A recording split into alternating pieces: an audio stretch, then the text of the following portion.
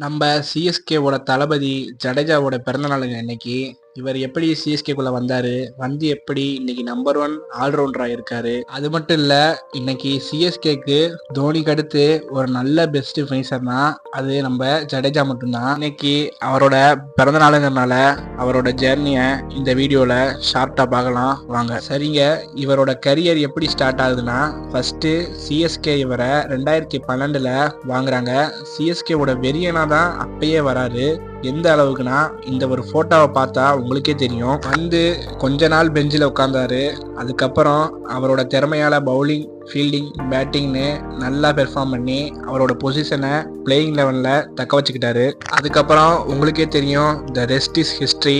இன்னைக்கு சிஎஸ்கேவோட பெஸ்ட் ஆல்ரவுண்டராக இருக்காரு நம்ம ஜடேஜா. அதுவும் 2023 ஐபிஎல் ஃபைனல்லாம் உங்களுக்கு ஞாபகம் இருக்குன்னு நினைக்கிறேன்.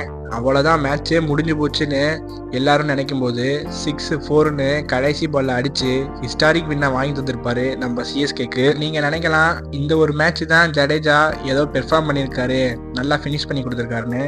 அதுதான் தப்புங்க. ஏகப்பட்ட ஃபினிஷர்ஸ் நிறைய பண்ணியிருக்காரு. அதை பற்றி பேசணும்னா இந்த ஒரு வீடியோ பத்தாது. கண்டிப்பாக இந்த ஒரு வீடியோ நல்ல ரீச் ஆகி நல்ல ரெஸ்பான்ஸ் வந்துச்சுன்னா இன்னொரு வீடியோ ஜடேஜாவை பற்றி போடுவேன். ஏன்னா எந்த அளவுக்கு தோனியை கொண்டாடுறோமோ அந்த அளவுக்கு ஜடேஜாவையும் கொண்டாடி ஆகணும். சரி, ஓகே நண்பா, இந்த வீடியோவை ஃபுல்லாக பார்த்துருந்தீங்கன்னா ஹாப்பி பர்த்டே ஜடேஜான்னு மட்டும் கமெண்ட் பண்ணிட்டு போங்க. நெக்ஸ்ட் வீடியோவில் பார்க்கலாம். பாய் நண்பா.